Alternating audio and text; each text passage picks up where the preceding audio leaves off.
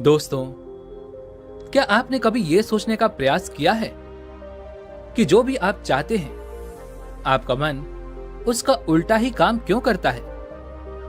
आप खुद से ये संकल्प लेते हैं कि आज से मैं सारे बुरे काम छोड़ दूंगा, लेकिन आपका मन बार बार उन्हीं बुरे कर्मों की ओर आपको खींच ले जाता है। जैसे मान लीजिए, आप में से कुछ लोगों को सिगरेट पीने की तो आदत होगी ही। आप ये दृढ़ संकल्प लेते हैं कि आज से मैं सिगरेट को हाथ तक नहीं लगाऊंगा। इसका पालन आप 1 दिन कर लेते हैं, 2 दिन कर लेते हैं, लेकिन उसके बाद आपका मन बार बार आपको सिगरेट की ही याद दिलाता है और आप फिर उसे पिए बिना रह नहीं पाते। यह बात सिर्फ सिगरेट पर लागू नहीं होती, बल्कि हमारे जीवन में ऐसी कई सारी आदतें हैं जिन्हें हम छोड़ना तो चाहते हैं, लेकिन हमारा मन बार बार हमें उन्हीं आदतों के चक्कर में फंसा देता है और इसी कारणवश हम अपनी उन आदतों को खुद से अलग नहीं कर पाते, उन्हें छोड़ नहीं पाते। लेकिन अगर हम लगातार प्रयास करें, अपने मन के दृष्टा बन जाएं, अर्थात अपने मन के साक्ष्य बन जाएं, तो हम अपने मन की चाल को समझ सकते हैं, अपने मन की चाल को पकड़ सकते हैं और अपने मन की उन चालों को हम परिवर्तित भी कर सकते हैं। और एक बार यदि आप अपने मन की चाल को समझना सीख गए, उसे पकड़ना सीख गए, तो आप किसी भी आदत के गुलाम नहीं रह जाएंगे। आप जब चाहें उस आदत को किसी अच्छी आदत से परिवर्तित कर सकते हैं। किसी गलत आदत की जगह आप अच्छी आदत अपना सकते हैं, जैसे कि ब्रह्म मुहूर्त में उठना, या फिर ऐसा कोई काम जिस काम में हमें आलस्य आता है। हालांकि ये जो आलस्य है, ये हमारे मन के कारण ही उत्पन्न होता है, लेकिन हम अपने मन की इस चाल को समझ नहीं पाते, ना ही उसे समझने का कभी प्रयास करते हैं, जिस कारण हम मन के इस जाल में हमेशा यूं ही फंसे रह जाते हैं और अपनी इन आदतों को हम कभी भी बदलना नहीं चाहते, जिस कारण हमें बाद में पछतावा होता है। हम खुद को दोष देते हैं, खुद को प्रताड़ित करते हैं, क्योंकि हमारे पास इसके अलावा और कोई चारा भी नहीं बचा होता।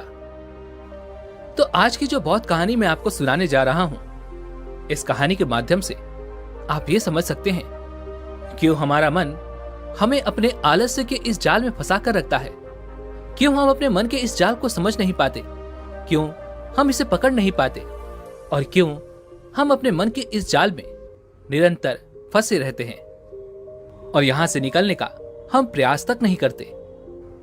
बहुत समय पहले की बात है। एक छोटा सा राज्य था। उस राज्य में एक गुरुवर अपनी कुटिया बनाकर रहा करते थे। उनके साथ उनके कई सारे शिष्य भी वहीं पर शिक्षा ग्रहण किया करते थे। उन्हीं सभी शिष्यों में से एक शिष्य ऐसा था जो केवल अपनी बातें करता था। वह गुरु की बात कम सुनता और अपनी बात ज्यादा कहता था, क्योंकि उसे अपनी बातें लोगों को बताना बहुत अच्छा लगता था। वह उसी में हमेशा मस्त रहता। एक दिन की बात है, वह गुरुवर अपने सभी शिष्यों को ज्ञान की बात बता रहे थे। वह कह रहे थे कि हमें ध्यान क्यों करना चाहिए, ध्यान का क्या महत्व होता है। इन्हीं सभी विषयों पर वह गुरुवर अपने सभी शिष्यों से चर्चा कर रहे थे और उनके सभी शिष्य उनकी सारी बातें चुपचाप मौन होकर बड़ी एकाग्रता के साथ सुन रहे थे। वह गुरुवर अपने सभी शिष्यों से कह रहे थे कि आप किसी भी प्रकार का ध्यान क्यों ना करें, आपको उस ध्यान की गहराई में उतरने के लिए अपने भीतर प्रेम जागृत करना होगा। आपको निरंतर अपने मन का निरीक्षण करते रहना होगा कि आपके मन में किस प्रकार के विचार आ रहे हैं और किस प्रकार के विचार जा रहे हैं। वह गुरुवर अपनी बात पूरी कर पाते उससे पहले ही वह शिष्य बीच में बोल पड़ा, हे गुरुवर, क्षमा कीजिएगा, लेकिन मैं बहुत दिनों से अध्ययन कर रहा हूं, मैं बहुत दिनों से ध्यान करने का प्रयास कर रहा हूं, पर मैं ध्यान कर ही नहीं पा रहा। मैं अपने मन का निरीक्षण कर ही नहीं पा रहा। मैं अपने आने जाने वाले सभी विचारों को ध्यानपूर्वक देखता हूँ, उनकी गहराई में उतरने का प्रयास भी करता हूँ, उन्हें समझने का प्रयास भी करता हूँ। लेकिन उसके बावजूद भी मेरे मन की इन आदतों में किसी प्रकार का कोई बदलाव नहीं हो रहा। ऐसा क्यों गुरुवर? मैं हर रात रोज यही सोचकर सोता हूं कि मुझे सुबह ब्रह्म मुहूर्त में उठना है, लेकिन हमेशा की तरह मैं हर सुबह देरी से ही उठता हूं। मैं हमेशा यही सोचता रहता हूं कि जब मैं सुबह ब्रह्म मुहूर्त में उठूंगा तो ध्यान करूंगा, अपने मन में आने वाले विचारों को ध्यान से देखूंगा, उन्हें समझूंगा और उन्हें बदलने का प्रयास करूंगा। लेकिन ऐसा कुछ भी नहीं हो पाता। और इस विषय में मैंने अपने साथी मित्रों से भी बात की है, लेकिन उनके पास भी इस सवाल का कोई जवाब नहीं है। और मैंने तो यहां तक भी देखा है कि इस आश्रम में कोई भी एक दूसरे से बात तक नहीं करता। सभी लोग एकांत में रहते हैं, चुपचाप रहते हैं, कोई चर्चा नहीं होती। किंतु हे गुरुवर, मेरा एक प्रश्न है, यदि ऐसा ही चलता रहा तो हम भला अपने मन की बातों को कैसे समझ पाएंगे? हम ये कैसे जान पाएंगे कि हमारा मन हमसे क्या चाहता है? जब हम एक दूसरे से बातें ही नहीं करेंगे, हमें एक दूसरे के विचार पता ही नहीं चलेंगे, तब तक हम अपने मन की इन बातों को कैसे जान पाएंगे, कैसे समझ पाएंगे? इसलिए हे गुरुवर, मेरी आपसे विनती है कि मेरे सभी साथी शिष्यों को कहिए कि वे लोग इस विषय पर चर्चा किया करें, एक दूसरे से बातें किया करें। कम से कम वो इतना तो अवश्य बात करें कि आखिर उनके मन में क्या विचार आते हैं, और जब वह ध्यान करते हैं तो उस वक्त वो क्या महसूस करते हैं, और ध्यान के बाद उनके अंदर क्या बदलाव आता है। इस पर वह गुरुवर अपने उस शिष्य से कहते हैं, आखिर तुम दूसरों की मन की बात जानकर क्या करोगे? उससे भला तुम्हें क्या लाभ होगा? तुम्हें तो अपने मन का निरीक्षण करना है, और उसके लिए तुम दूसरों के मन के विचार क्यों जानना चाहते हो? दूसरों के मन में कई प्रकार के विचार आते होंगे, उससे तुम्हारे मन का क्या लेना देना? इससे तुम्हें क्या लाभ होगा? क्या तुम इस प्रश्न का उत्तर दे सकते हो? इस पर वह शिष्य शांत हो गया और मन ही मन यह सोचने लगा कि आखिर गुरुवर भी तो ठीक ही कह रहे हैं। अगर मुझे मेरे मन का निरीक्षण करना है तो मुझे अपने मन को देखना होगा, अपने मन को समझना होगा। आखिर मैं दूसरों की मन की बात जानकर क्या करूंगा? और यदि मान लो कि मैंने अपने मन की बात दूसरों को बता भी दी, तो भी इससे मेरा क्या लाभ? मैं इससे अपने मन की बातों को तो नहीं समझ पाऊंगा और ना ही उन्हें बदल पाऊंगा। वह शिष्य अपने ही प्रश्न में पूरी तरह से उलझ चुका था। उसके पास अपने गुरु के इस प्रश्न का कोई उत्तर न था, लेकिन फिर भी वह शिष्य अपने आप को सर्वश्रेष्ठ साबित करना चाहता था। इसलिए वह अपने गुरु से कहता है, हे गुरुवर, यदि हमें दूसरों के मन की बात पता चल जाए, यदि हमें यह पता चल जाए कि वह किस तरह से ध्यान करते हैं, किस तरह से अपने मन का निरीक्षण करते हैं, वो किस तरह से जान पाते हैं कि आखिर उनके मन में क्या चल रहा है, और वह किस तरह से अपने मन के सभी विचारों पर लगाम लगा पाते हैं, तो इससे मुझे और बाकी सभी शिष्यों को बहुत मदद मिलेगी।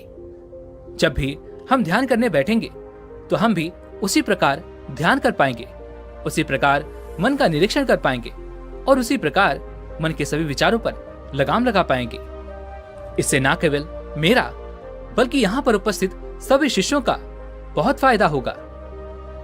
इस पर वह गुरु मुस्कुराने लगे और अपने उस शिष्य से कहते हैं, चलो ठीक है, मैंने मान लिया कि यहाँ पर उपस्थित सभी शिष्यों में से एक शिष्य ऐसा है जो गहरे ध्यान में उतर सकता है, उसे ध्यान करना आता है, वह अपने मन का निरीक्षण करना भी जानता है, वह यह भी जानता है कि उसके मन में किस प्रकार के विचार उत्पन्न हो रहे हैं और वह किस प्रकार अपने मन को काबू में कर सकता है, किस प्रकार वह अपने मन के सभी विचारों पर लगाम लगा सकता है।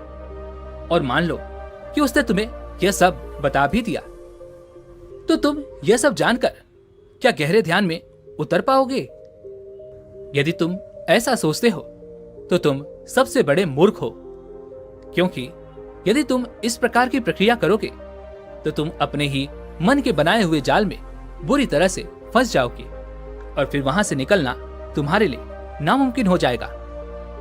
यदि तुम्हें यह पता चल गया कि कोई शिष्य किस प्रकार ध्यान में उतरता है, तो तुम्हारा मन केवल उसी प्रक्रिया पर काम करेगा और तुम वर्तमान में होकर भी अपने मन की मनोदशा को समझ नहीं पाओगे, बल्कि तुम्हारा मन तो केवल उसी प्रक्रिया में उलझा रहेगा कि आखिर वह शिष्य इसी प्रक्रिया से ध्यान में उतरता है और मैं उस प्रक्रिया का इस्तेमाल करके ध्यान में क्यों नहीं उतर पा रहा। तुमने तो अपने मन को एक काम दे दिया है कि उस प्रक्रिया का इस्तेमाल करके गहरे ध्यान में उतरना है, लेकिन तुमने तो अपने मन को काम दिया है और अब से तुम्हारा मन तो केवल उसी काम पर लगा रहेगा और देखते ही देखते तुम भी उस काम में सम्मिलित हो जाओगे, तुम भी उस काम से जुड़ जाओगे। तो अब तुम मुझे ये बताओ कि ऐसी अवस्था में तुम अपने मन का निरीक्षण भला कैसे कर पाओगे? तुम्हें तो अपने मन का निरीक्षण करना था, लेकिन तुम तो खुद ही अपने मन के साथ उस काम में जुड़ चुके हो, उस काम में सम्मिलित हो चुके हो। अब ऐसे में तुम अपने मन का निरीक्षण कैसे करोगे? अपने मन के अंदर आने वाले विचारों का निरीक्षण कैसे कर पाओगे? आगे वह गुरुवर अपने उस शिष्य से कहते हैं, तुम अपने मन को तभी समझ सकते हो जब तुम अपने आप को अपने मन से अलग करके देख पाओगे। अपने मन की चालों को दूर खड़े होकर उस पर नजर रखो, उसे समझने का प्रयास करो, तभी तुम अपने मन का सही तौर पर निरीक्षण कर पाओगे। फिर तुम्हारे मन के अंदर आने वाले विचार चाहे किस विषय की भी हों, चाहे किसी प्रकार के भी हों, तुम्हें उन्हें दूर खड़े होकर देखना होगा, समझना होगा, तभी तुम अपने मन पर काबू पा सकोगे। अन्यथा यदि तुम अपने मन के साथ जुड़ गए तो तुम अपने मन को कभी भी समझ नहीं पाओगे। तुम उसके साथ ही काम में जुट जाओगे, तुम उसके साथ सम्मिलित हो जाओगे। जिस प्रकार तुम कोई कार्य करते हो तो तुम्हारा मन भी उस कार्य में जुड़ जाता है, ठीक उसी प्रकार तुम भी उसके साथ जुड़ जाओगे। जिस प्रकार जब तुम अपने विचारों को समझने का प्रयास करते हो तो तुम अपने विचारों के साथ जुड़ जाते हो और अपने विचारों में ही खोकर बहते चले जाते हो। इस बात का अनुभव तो तुमने किया ही होगा।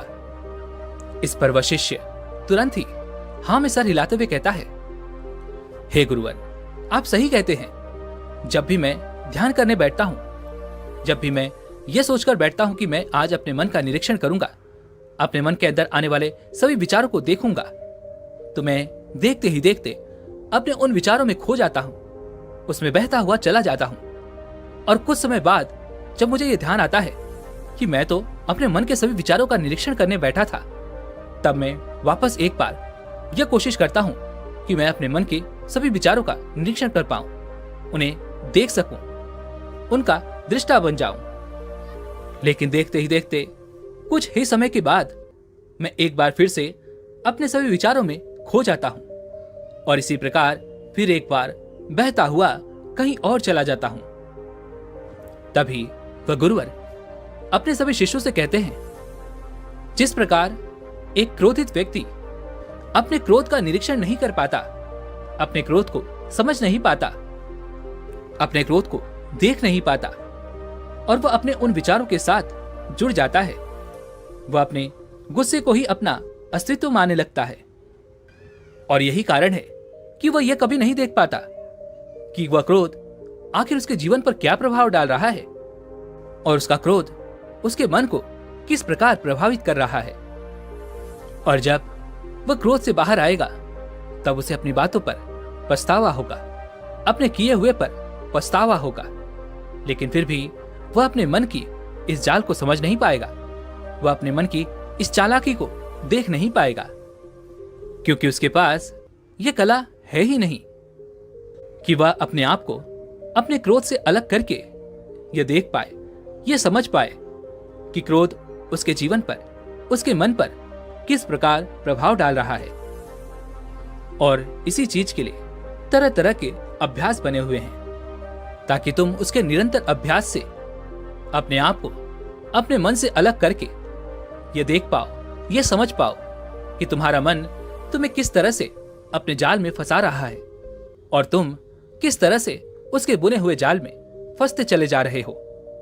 इन अभ्यासों के निरंतर अभ्यास से तुम यह देख सकते हो कि तुम्हारे मन का असली स्वरूप क्या है। और जब तुम निरंतर अभ्यास से ये सारी चीजें देख पाते हो, समझ पाते हो, तब तुम्हें एहसास होता है कि असली वास्तविकता क्या है। और तब तुम्हें यह भी पता चलता है कि हमारे मन में ये जो आने वाले विचार हैं, ये तो आने जाने वाले हैं, लेकिन चेतना वह हमेशा इंसान के साथ ही रहती है और हमारी चेतना उसे हमेशा देख रही होती है और वह हमेशा जीवित रहती है। वह कभी नहीं मरती, वह नित्य है और हम उसे ही चेतना कहते हैं। चेतना कभी किसी चीज से बंधी नहीं हुई होती।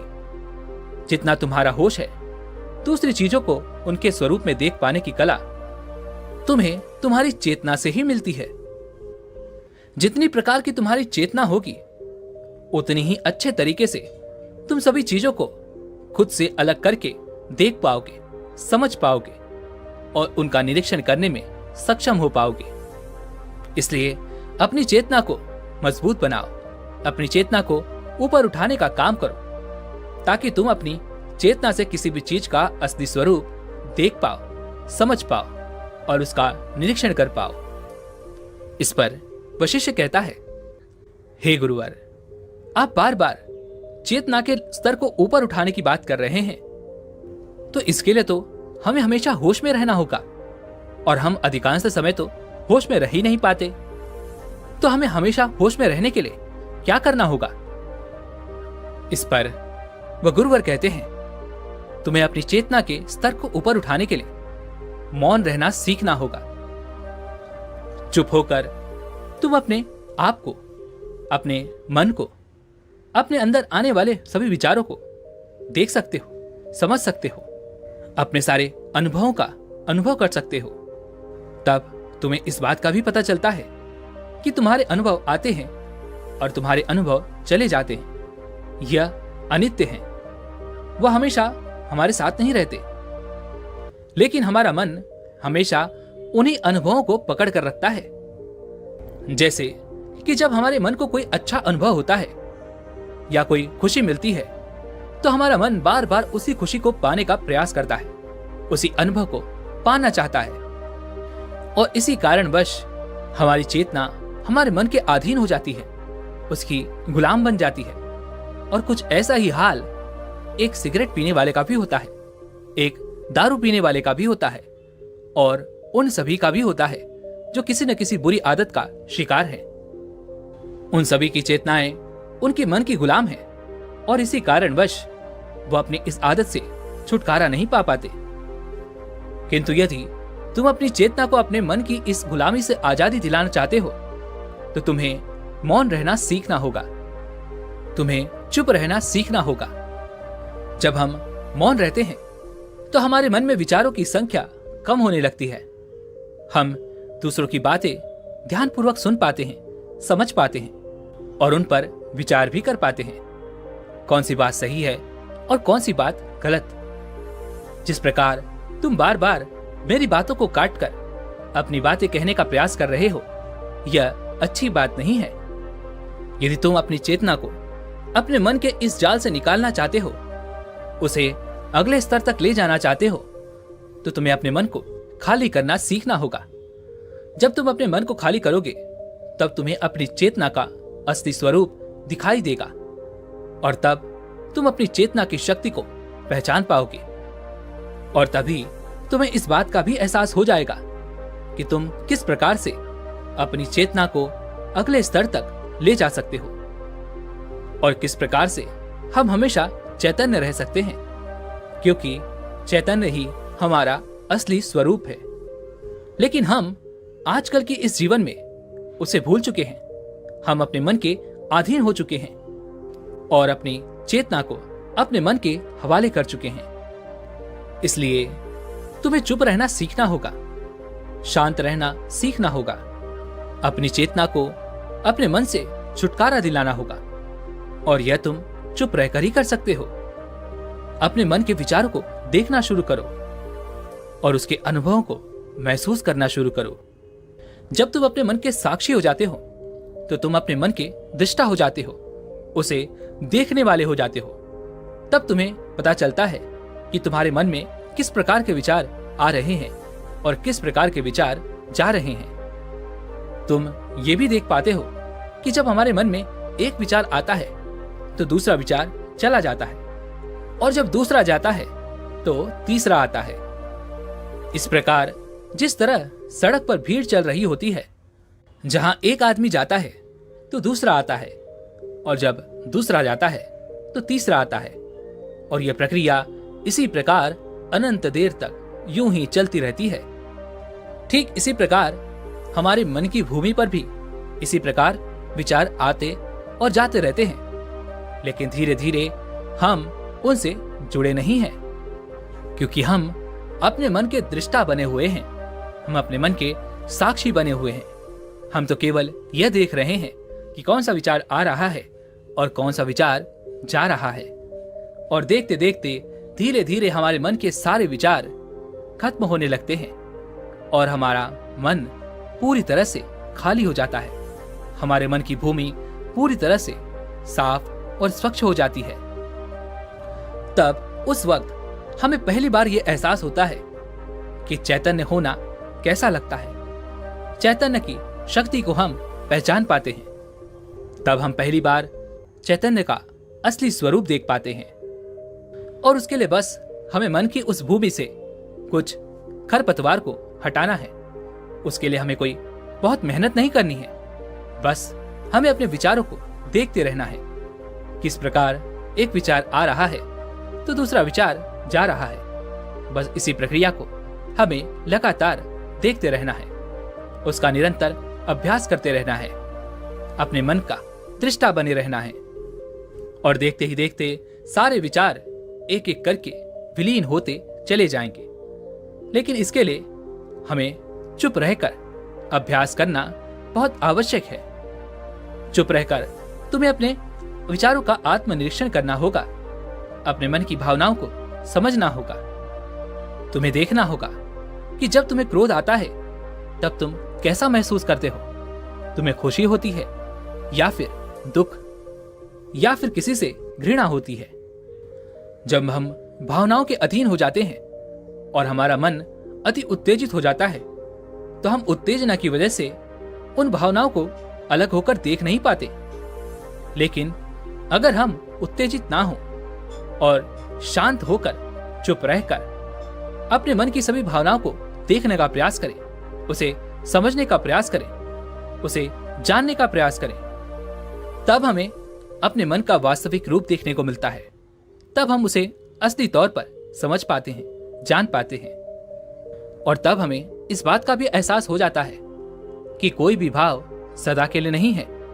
हर भाव को आना है और चले जाना है।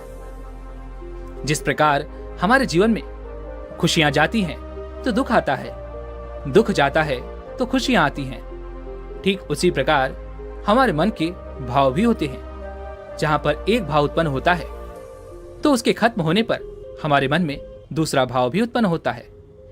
हम इन सभी बातों की वास्तविकता को देखने लग जाते हैं, इन सभी बातों को अच्छी तरह से समझने लग जाते हैं, और सारे भाव एक एक करके हमारे मन में ही विलीन होने लगते हैं, और सिर्फ एक प्रेम, एक आनंद हमारे अंदर बच जाता है, और उसे ही हम परमानंद कहते हैं। और यही हमारा असली स्वरूप है। इसलिए तुम्हें चुप रहकर अपने अभ्यास पर काम करना होगा। तुम्हें दूर खड़े होकर अपने मन की चाल को देखना होगा, समझना होगा, उसे निरीक्षण करना होगा, और देखते ही देखते तुम्हारे मन के सारे विचार यूं ही विलीन होते चले जाएंगे। और जब तुम्हारे मन में किसी प्रकार के कोई विचार नहीं बचे होंगे तब तुम्हारा मन किसी भी काम में बड़ी आसानी से लग जाएगा। हर काम को हम ध्यान बना सकते हैं, हर काम में हम ध्यान में प्रवेश हो सकते हैं। जब तक हमारा मन हम पर हावी होता है तब तक हम ध्यान में कभी प्रवेश नहीं हो सकते, क्योंकि जब तक हमारा मन ही नहीं राजी होगा तब तक हम ध्यान कैसे कर सकते हैं।